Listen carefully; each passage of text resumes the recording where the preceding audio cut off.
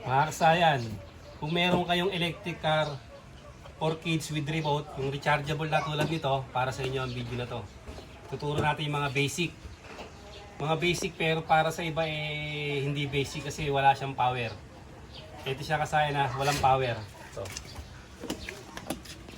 ito yung kanyang on-off switch. Yan na.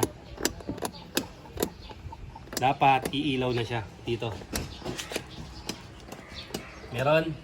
Wala to. Tignan mo kung nagkakailaw. Pag pinipindot-pindot. Wala. Wala siya kasaya na. Ang una natin dyan i-check. Ay, meron to. Mahina. Ha? Meron mahina. Merong Red. mahina? Tapos wala na ulit. Yan. Wala ulit. Yan. Yun to meron. Asa na? Meron na? Dito to. Tapos wala na ulit. Oh. Ito, nagkakameron. Malakas na. Dito, wala na. Ayun na, meron na. Okay. Yan na kasayan. Umandar na siya. Oh. Yan na. Papatayin natin. Yan. Pagpatay natin, buksan uli natin. Meron na. Wala to. Tapos, patay-patayin na naman natin. Ano? Ito, nagkakameron pero nawala. Yan. Wala. Meron. Meron na. Wala. Yan. Wala na ulit. O, ito yung pinipindot natin ha. Yan, meron na. Ito. Dito. Ito yung pinipindot natin ha. Yung on niya ha. Ibig sabihin, may karga yung ating battery. Dito siya nagkakaroon nawawalan. Yan. Ganito yung gagawin nyo ha. Ang una nyong gagawin dyan ay kailangan nyo siyang linisin. Kung makukuha pa sa linis. Pag hindi nakuha sa linis, ang gagawin natin dyan, okay na. Gumana na siya. Pinatay mo. Yan. Patayin natin ha. Tapos bubuhayin natin. Tingnan mo yung ilaw. Kung okay na. Pero na. Wala to. Ibig sabihin, nagloloko yung ating switch. Kaya hindi siya gumagana. So, pindutin mo to ha. Suka tayo ng pang-spray. Saka pang-linis. Subukan muna natin sa linis.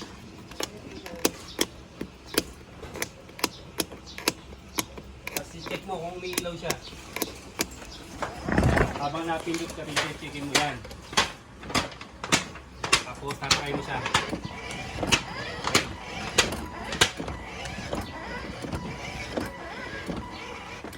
Papatayin mo. Bukas. Okay, good. Patay, bukas. Meron na. O, ganito. Pag ganyan pawala-wala, ibig sabihin ng sakit niya ay itong itong kanyang on-off switch. Tingnan natin dito kung marami na siya. Ito. O, pwede din siyang palitan ha. Pag magpapalit, madali lang naman.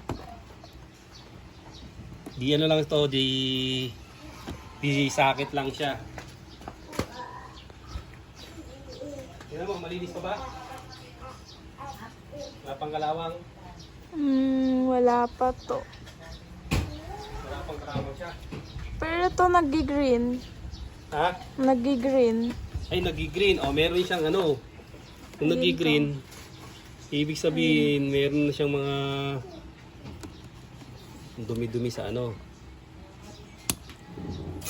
Kailangan kasi rito, isang pindot lang natin gagana na agad. Di na natin kailangan pang pindot ng pindot.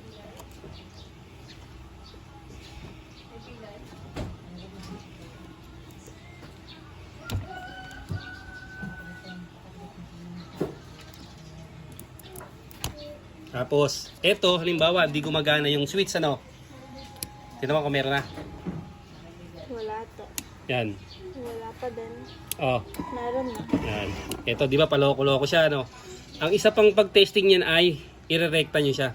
Kahit naka-off to o nakapatay, pag pinagdikit nyo to, a-under dapat siya. Yan. A-under dapat yan pag pinagdikit nyo rito. Kasi yun tinatawag na rekta. Oh, yan yung pagrekta ng ating ano ha.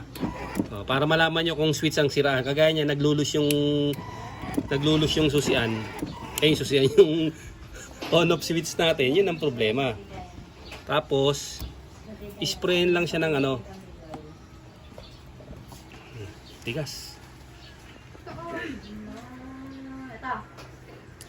I-sprayin lang natin ito. Para matunaw yung kanyang mga ano.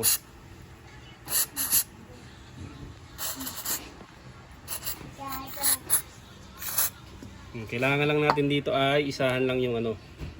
Wala pa namang ano eh. Tingnan nyo kung may mga kalakalabang. Tapos ito, sprayan din natin to. Papasukin natin sa loob nito.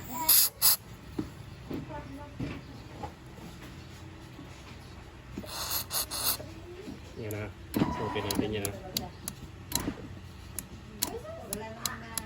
Wala namang na pipilay din sa pagkain. Patay, bukas.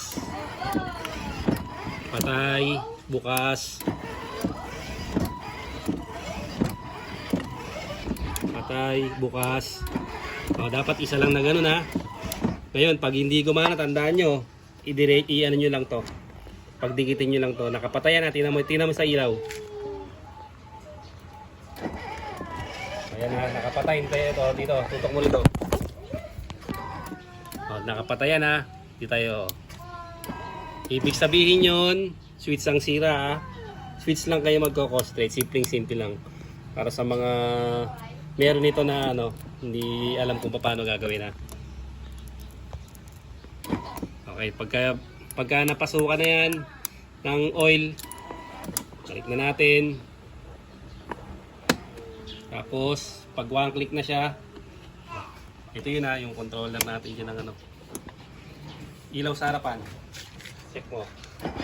Meron na to. Okay. Reverse. Okay. Tayo natin. Buksan natin yung ano, atras abante. Okay, baliktad. Ito palang green ang atras abante. Ayan. Pansinin nyo kasahin dyan. Pag pinatay natin, tayo natin ha. Dito, taas konti para kita nila. Tayo natin. Tapos buhayin natin. Buhayin natin. Hindi na tayo magpipindot na magpipindot. Ang ibig sabihin kasayan, ang nagka-problema sa kanya yung switch. Kaya doon na muna kayo mag-concentrate sa switch. Tapos kasayan, may susunod pa tayo dyan kung paano mag-convert ng 12 volts. Yung mga 6 volts na, ano, na battery na katulad nito. Yan.